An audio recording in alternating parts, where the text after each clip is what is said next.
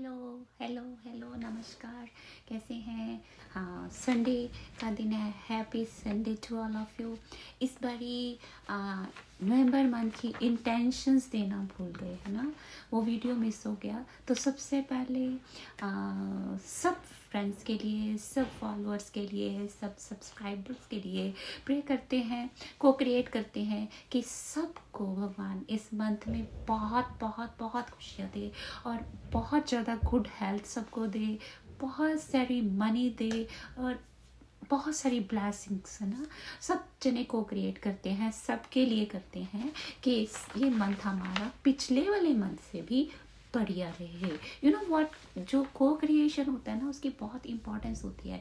और secondly intention दे रहे हैं, दो चीज़ें इकट्ठी कर रहे हैं। को क्रिएशन मीन्स इकट्ठे होके सभी वीडियो पॉज करते हैं, और जैसे मेरे फॉलोअर्स, तो को क्रिएशन एंड इंटेंशन दोनों चीज़ें इकट्ठी जब हो जाए ना, तो बहुत बम्बार्डमेंट हो जाती है, खुशियाँ खुशियाँ आ जाती हैं, राइट। सो जो मेरे पुराने फॉलोअर्स हैं उनको तो पता है कि हम हर काम शुरू करने से पहले इंटेंशन देते हैं, ठीक है। घर से बाहर निकलना है तो ये सेंटेंस जरूर बोलना है, थैंक्स यूनिवर्स, या आप यूनिवर्स नहीं कह रहे तो आप गॉड, जिसको भी मानते हैं, Lord Krishna, Lord Rama, wherever, है ना, बाबा नानक जी, जिसको भी मानते हैं आप उनका नाम लेके घर से जो पहला कदम है वो with good intentions, with the help of God ये दे के चलें कि टुडे यूनिवर्स, पहले से ही थैंक्स बोल देते हैं।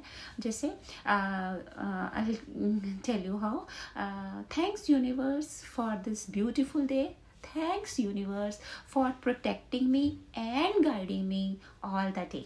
पहले ही थैंक्स करके जाते हैं तो अपने आप जो डे है वो ब्यूटीफुल बन जाता है, ठीक है। सो ये नए फॉलोअर्स के लिए था, पुराने followers they are doing like this.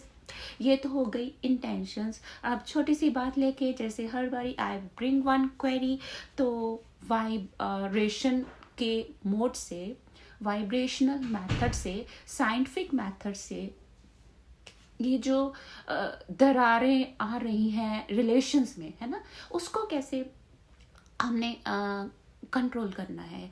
एक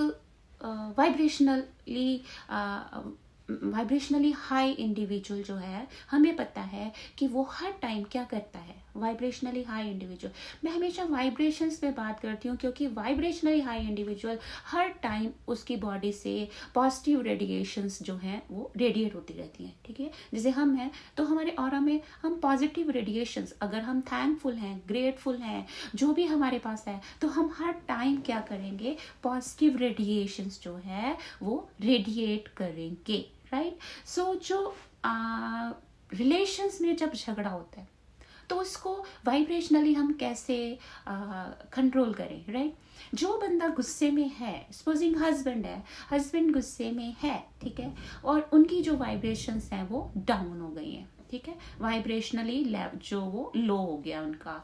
तो इस कंडीशन में अगर वाइफ अपनी वाइब्रेशंस हाई रखती है, मतलब वो फुल ऑफ पेशेंस है, वो कोई रिप्लाई नहीं कर रही और वो सिर्फ अपने अंदर आइज बंद करके पॉजिटिव रेडिएशंस जो है रेडिएट कर रही है कि थैंक्स यूनिवर्स, मेरे हस्बैंड बिल्कुल साइलेंट हो गए हैं, बिल्कुल काम हो गए हैं, मतलब अपने अंदर से उसने रेडिएशंस जो है छोड़नी शुरू कर दी।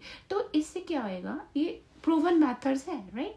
तो इससे क्या होएगा, ये जो हस्बैंड है इनकी वाइब्रेशन लो है तो धीरे धीरे इनकी वाइब्रेशन भी हाई हो जाएंगी, वो अपने आप काम हो जाएंगे और वो पैचअप हो जाएगा, राइट।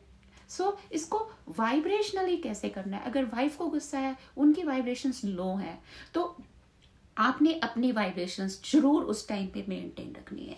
ये चीज़ याद रखनी है कि हम इन कन्फ्लिक्ट्स को कैसे साइंटिफिकली कैसे हम इनको जो है कंट्रोल कर सकते हैं, और जो वर्स्ट सिनेरियो हो जाता है आजकल बैड रिलेशंस का, तो वो नहीं देखा जाता, ठीक है ना। लोग डिप्रेशन में जा रहे हैं, लोग हार्ट पेशेंट बन रहे हैं, बहुत बीमारियां लग रही हैं, ये लो वाइब्रेशंस की वजह से सब कुछ हो रहा है। और क्यों ना हमें इसको रूट कॉज जाने की, ये झगड़ों का रूट कॉज जो है ये वाइब्रेशनल लेवल लो नहीं होने देना, ठीक है। अगर दोनों वाइब्रेशनली हाई हैं तो कभी भी वो जो कन्फ्लिक्ट है वो बहुत देर प्रलॉन्ग नहीं कर सकता, वो बहुत देर झगड़ा प्रलॉन्ग नहीं कर सकता। तो एक तो ये मेथड है कि उस टाइम वाइब्रेशन से हमने काम लेना है, 2 मिनट के लिए अंदर चले जाना है, अंदर यूनिवर्स से जुड़ जाना है कि thanks universe, you are calming him down, उनको शांत कर रहे हो आप, आपका बहुत बहुत शुक्रिया। एक सच्चे मन से अंदर प्रेयर करनी, वो बोल रहे हैं उनको बोलने देना, उनका जवाब नहीं देना उस मोमेंट। एक तो ये मोमेंट है, एक मेथड है कि उस मोमेंट को कैसे संभालना है और अपने बिगड़ते हुए जो बॉन्ड्स हैं उनको उनको बचाना है, ठीक है। दूसरा मैं कहूँगी कि वाइब्रेशनली रेडिएशन मेथड हो गया। दूसरा मेथड हमारा है कि एक हस्बैंड है, ठीक है, तो एक वाइफ है, जैसे नाराज हो जाते हैं सपोज, है ना, आपस में झगड़ा हो गया और नाराज हो गए, एक छोटी सी एग्जांपल है ना, तो हस्बैंड को ये फिक्र होता है कि मेरी वाइफ भूखी सो गई है, उसको होता है, वो मतलब इरिटेट हो रहा होता है हस्बैंड। उधर से अगर हस्बैंड खाना नहीं खाता तो वाइफ को इरिटेशन हो जाती है। ये क्यों होती है इरिटेशन, क्यों केयर होती है हमें कि वो बंदा हमारा हस्बैंड जो है वो भूखा सो गया, या वाइफ को क्यों चिंता होती है, हस्बैंड को क्यों चिंता होती है, कभी सोचा है क्यों? हम तो कह देते हैं कि हमारा बॉन्ड स्ट्रांग नहीं है, हमारे में प्रॉब्लम चल रही है, हम इकट्ठे नहीं रह सकते, ब्ला ब्ला ब्ला, है ना। बट कभी सोचा है कि वो केयर मन में क्यों आती है? एकदम से मैसेज आएगा कि हाय क्या आया है, भूखे सो गए, रोटी खा लो, मतलब वी आर लाइक, मेरा मतलब कहने का है कि उस चीज़ को समझो कि हमारा जो बॉन्ड है वो स्ट्रांग है, लेकिन जो हमारी ईगो है ना, ईगो उस बॉन्ड को खराब कर रही है। मैं जो होता है, मैं क्यों उसको मनाऊं, मैं क्यों मनाऊं, वो ऐसे दोनों जब सोचते हैं तो बस गड़बड़ हो जाती है। सो कहने का मतलब ये है कि उस टाइम थोड़ा सा अपनी ईगो लो करके, ठीक है, अपनी वाइब्रेशंस को एक दूसरे के साथ हम स्ट्रॉन्ग कर सकते हैं और अपना जो है बॉन्ड बचा सकते हैं। सो मैं ये कहती हूँ कि जैसे आपने जैसे आपको लगा है ना, मतलब आपको ये नहीं होता कि ये फीलिंग आनी चाहिए, कन्फ्यूज़न को दूर करना चाहिए। मेरे कहने का मतलब मेन आइडिया ये है कि कन्फ्यूज़न है कि हम लोग इकट्ठे नहीं रह सकते, ये कन्फ्यूज़न होती है। Actually we are caring for each other, हम एक दूसरे के साथ जुड़े हुए हैं, इतने सालों से रह रहे हैं, हम केयर कर रहे हैं, हम बच्चों के लिए अपनी अपनी जॉब कर रहे हैं, ड्यूटीज़ कर रहे हैं, तो हम वाइब्रेशनली अंदर से बहुत हमारी एनर्जीज मिक्स हो चुकी होती हैं, लेकिन हम कंफ्यूज हो जाते हैं और हम बैड डिसीजंस ले लेते हैं, जो कि लाइफ लॉन्ग फिर हम सफ़रर बन जाते हैं, हमारी फैमिली सफ़रर बन जाती है, हमारे बच्चे सफ़रर बन जाते हैं। उस मोमेंट पे अगर हम ये जान लें कि ये कंफ्यूजन है और कुछ नहीं है।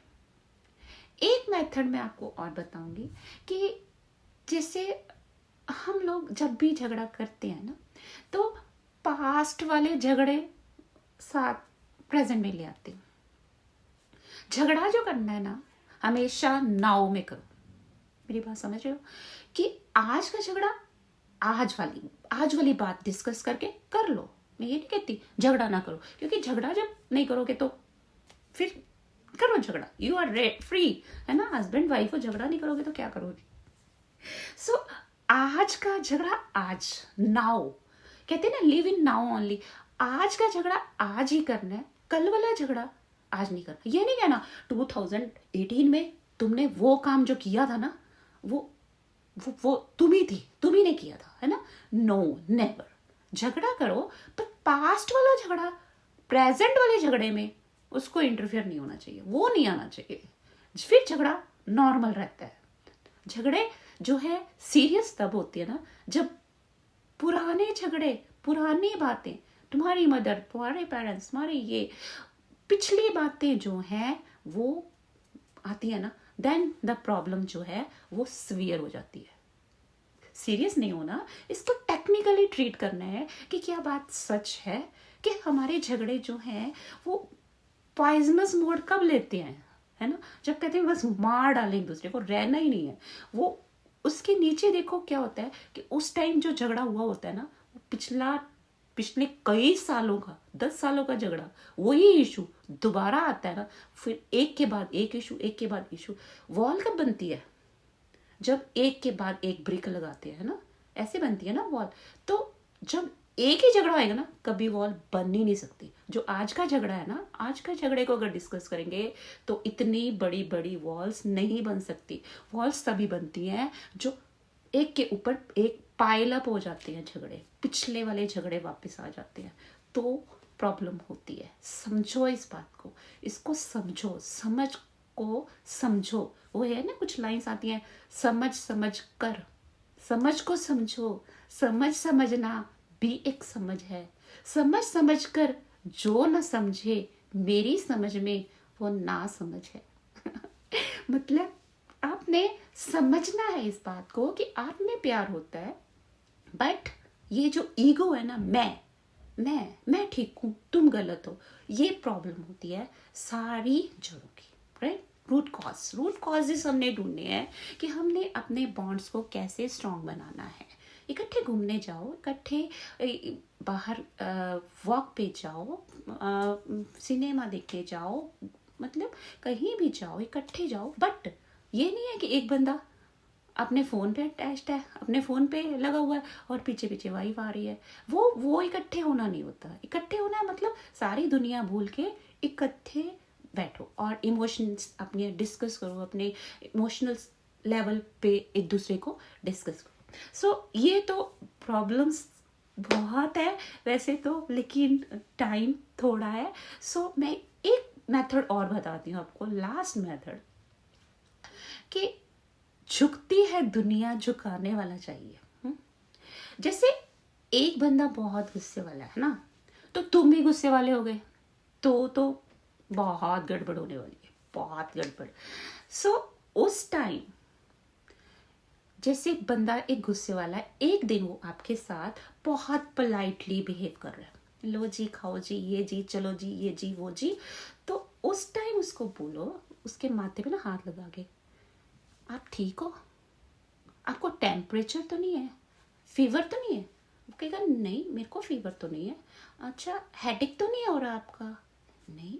क्यों क्यों पूछ रही हो? वो आगे से यही कहेगा ना कि क्यों पूछ रही हो ये सब?